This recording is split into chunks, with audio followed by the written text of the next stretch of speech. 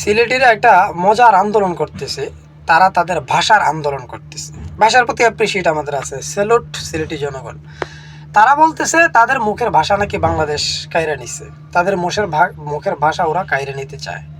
তো তারা তাদের সোশ্যাল মিডিয়াতে দেখলাম প্লে কার্ড দিচ্ছে যে তাদের ভাষার যেই বর্ণমালা, সেই বর্ণমালা অনুযায়ী সিলেটের মধ্যে মানে তারা সেই ভাষাটাকে জীবিত রাখতে চায়। এবং এমনও কথা উঠতেছে যে তাদের ভাষা অনুযায়ী সেই সিলেট অঞ্চলে বা সিলেট বিভাগে সেই বর্ণমালা অনুযায়ী লেখাপড়ার সিলেবাস এবং পাঠ্য বই এবং পরীক্ষা, শিক্ষা প্রণয়ন এবং সরকারি চাকরি বাকরি মানে সমস্ত কিছু যেন সিলেটি ভাষার মধ্যে হয়, সিলেটি বর্ণমালার মধ্যে হয়। এরকম একটা আন্দোলন করতেছে, যদিও বা এটা গ্রহণযোগ্য না, বাংলাদেশ সরকার এটা কোনোদিনও গ্রহণ করবে না। তো অহেতুক একটা মানে ফালতু আন্দোলন। তো যেহেতু ভাষার প্রতি আমাদের একটা অ্যাপ্রিসিয়েট আছে, যেহেতু ভাষার প্রতি আমাদের একটা দরদ আছে, আমরা 1952 সালে নিজের ভাষার জন্য যুদ্ধ করছি, সেই জন্য অবশ্য তাদের ভাষাকে স্বীকৃতি দেওয়া উচিত এবং তারা যেটা বলতেছে সেটাও মেনে নেওয়া উচিত। আচ্ছা, তো 1952 সালে কী হয়েছে, আমরা ভাষার জন্য আন্দোলন করলাম। পাকিস্তানের 5টা প্রদেশ, সিন্ধু, খাইবার পাখতুন, বেলুচিস্তান, পাঞ্জাব এবং পূর্ব পাকিস্তান যখন বলল যে রাষ্ট্রীয় ভাষা হবে উর্দু।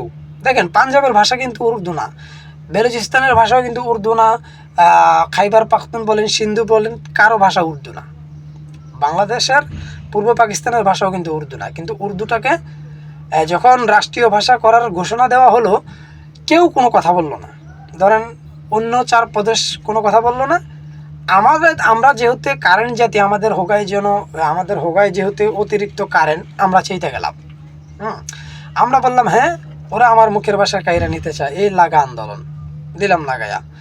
তো যাই হোক, দেখেন একটা ভাষার খুব প্রয়োজন, ভাষা রাষ্ট্রের একটা ভাষা খুব প্রয়োজন, যে ভাষাটা পুরো রাষ্ট্রে যে কোনো দপ্তরে যে কোনো কাজে লাগবে। সবাই সবার মতো ভাষা কথা বলুক না, সমস্যা কি? উর্দু ভাষা করলে কি পাঞ্জাবি ভাষা বন্ধ হয়ে যাবে? উর্দু ভাষায় কথা বললে কি সিন্ধু প্রদেশের ভাষা, খাইবার পাখতুন বেলুচিস্তানের ভাষা কি বিলুপ্ত হয়ে যাবে? না, তারা তাদের ভাষায় কথা বলবে, তারা তাদের ইয়াতেই লেখাপড়া করবে। কিন্তু কেন্দ্রীয়ভাবে যেই একটা ভাষা প্রচলন, সেইটার জন্য আসলে উর্দুটা প্রচলন করা প্রয়োজন ছিল। ধরেন ইন্ডিয়ার দিকে তাকান, ইন্ডিয়ার কতগুলো প্রদেশ, সব প্রদেশের ভাষা কি? কর্ণাটক, কেরালা, গুজরাট, আপনার বাংলা, তারপরে মানে ওদের ভাষা মিনিমাম 150 থেকে 200 ভাষা ওদের রাষ্ট্রে। তো ওরা যখন কেন্দ্রীয়ভাবে চাকরি করতে যায়, তখন হিন্দিতে ভাইবা দিতে হয়, তখন তারা হিন্দিতে কথা বলতে হয়, হিন্দিতে লিখিত পরীক্ষা দিতে হয় চাকরির জন্য। তো তাদের কি মুখের ভাষা কেড়ে নেওয়া হয়েছে?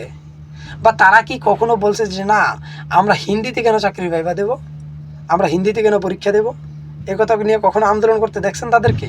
না, তাদের মাথায় মগজ আছে, আর আমাদের মগজ পিছনে।